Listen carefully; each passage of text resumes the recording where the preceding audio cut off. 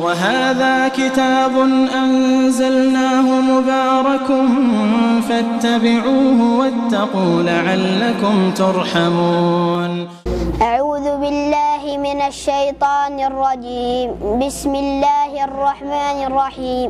والنجم إذا هوى ما ضل صاحبكم وما قوى وما ينطق عن الهوى إن هو إلا وحي يوحى علمه شديد القوى ذو مرة فاستوى وهو بالأفق الأعلى ثم دنا فتدلى فكان قاب قوسين أو أدنى فأوحى إلى عبده ما أوحى ما كذب الفؤاد ما رأى أفتمارونه على ما يرى ولقد رآه نزلة أخرى عند سدرة المنتهى عندها جنة المأوى.